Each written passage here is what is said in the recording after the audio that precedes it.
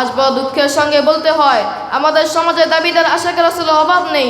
নবী প্রেমে স্লোগান তুলে আকাশ বাতাস কাঁপিয়ে তোলে, অথচ নবী রাসূলুল্লাহ সাল্লাল্লাহু আলাইহি ওয়াসাল্লামের সুন্নত আদর্শের সঙ্গে কোনো সম্পর্ক নেই। নামাজ রোজার ধার ধারে না, হালাল হারামের বিচার নেই, শরীরে বেশভূষায় কোথাও নবীর আদর্শের ছাপ নেই। তবুও তারা আশিক রাসূল। পক্ষান্তরে যারা নবীর সুন্নত আদর্শ অনুযায়ী জীবনযাপন করে, তাদের নবী রাসূলুল্লাহ সাল্লাল্লাহু আলাইহি ওয়াসাল্লাম আশিক বলে তো দূরের কথা, উল্টো নবীর দুশমন বলতে তাদের বুক কাঁপে না। আসসালামু আলাইকুম ওয়া রাহমাতুল্লাহি ওয়া বারাকাতুহু। নাহমাদুহু ওয়া নুসাল্লি আলা রাসূলিহিল কারীম, আম্মা বা'দ। قال الله تعالى في القرآن المجيد: أعوذ بالله من الشيطان الرجيم، بسم الله الرحمن الرحيم. قل أطيعوا الله وأطيعوا الرسول، صدق الله العظيم. قال النبي صلى الله عليه وسلم: من أحب سنتي فقد أحبني، أو كما قال النبي صلى الله عليه وسلم.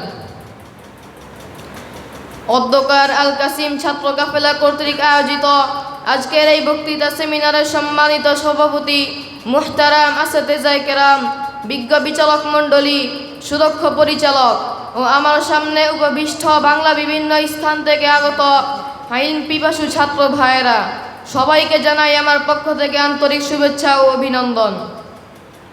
বক্তৃতার শুরুতে সেই মহান রব্বুল আলামিনের দরবারে শুকরিয়া আদায় করি, যিনি আমাদেরকে তার মনোনীত ধর্ম ও তার পছন্দনীয় শিক্ষা ইলমে দ্বীন অর্জন করার পাশাপাশি আজকের এই বক্তৃতা সেমিনারে অংশগ্রহণ করার তৌফিক দান করেছেন। তাই সেই মহান রব্বুল আলামিনের দরবারে শুকরিয়া আদায় করি, আলহামদুলিল্লাহ। দুরূদ ও সালাম পেশ করছি সেই মহান মানব রাসূলুল্লাহ সাল্লাল্লাহু আলাইহি ওয়াসাল্লামের প্রতি, যার সুন্নত আদর্শের মধ্যে রয়েছে উভয় জগতের সফলতা ও কামিয়াবি। সুপ্রিয় উপস্থিতি, আপনারা সবাই অবগত আছেন, আজকে আমার আলোচনার বিষয় নির্ধারণ করা হয়েছে নবী প্রেমের দাবি। আল্লাহ তাআলা তৌফিক দিলে উক্ত বিষয়ে কিঞ্চিত আলোচনার প্রয়াস পাবো ইনশাআল্লাহ। রাসূলুল্লাহ সাল্লাল্লাহু আলাইহি ওয়াসাল্লামের প্রতি নিখাত ভালোবাসা ও শ্রদ্ধা ভক্তি অন্তরে পোষণ করা ইমানের পূর্ব শর্ত ও আল্লাহ তাআলার ভালোবাসা পাওয়ার একটি নির্ভরযোগ্য মাধ্যম। রাসূলুল্লাহ সাল্লাল্লাহু আলাইহি ওয়াসাল্লামের সুন্নত আদর্শের বাস্তবায়নই হলো তার মুহাব্বত ও ভালোবাসার পরিচায়ক। প্রিয় সুধী, যার চাল চলন, উঠা বসা, শয়ন জাগরণ, হাসি কান্না, রাগ অনুরাগ, ইবাদত বন্দিগি, বিয়ে শাদী, যুদ্ধ সন্ধি, আমন্ত্রণ নিমন্ত্রণ তথা সব কিছু রাসূলুল্লাহ সাল্লাল্লাহু আলাইহি ওয়াসাল্লামের সুন্নত আদর্শে আলোকিত হবে, তাকেই কেবল রাসূলুল্লাহ সাল্লাল্লাহু আলাইহি ওয়াসাল্লামের প্রকৃত আশিক বলা হবে। শুধুমাত্র মুখে মুখে, কাগজপত্রে ও পোস্টার হ্যান্ডবিলে দাবি করলে কেউ উপকৃত আশিক বনা যায় না, যতক্ষণ না তার ব্যক্তি, পরিবার, সমাজ, বাহির, বেথর সব কিছু রাসূলুল্লাহ সাল্লাল্লাহু আলাইহি ওয়াসাল্লামের সুন্নত আদর্শে আলোকিত না হবে। রাসূলুল্লাহ সাল্লাল্লাহু আলাইহি ওয়াসাল্লাম আমাদের মাঝে নেই, কিন্তু তিনি আমাদের জন্য রেখে গেছেন তার সুন্নত আদর্শ। এখন তার সুন্নত আদর্শের বাস্তবায়নই হলো তাকে ভালোবাসার প্রমাণ।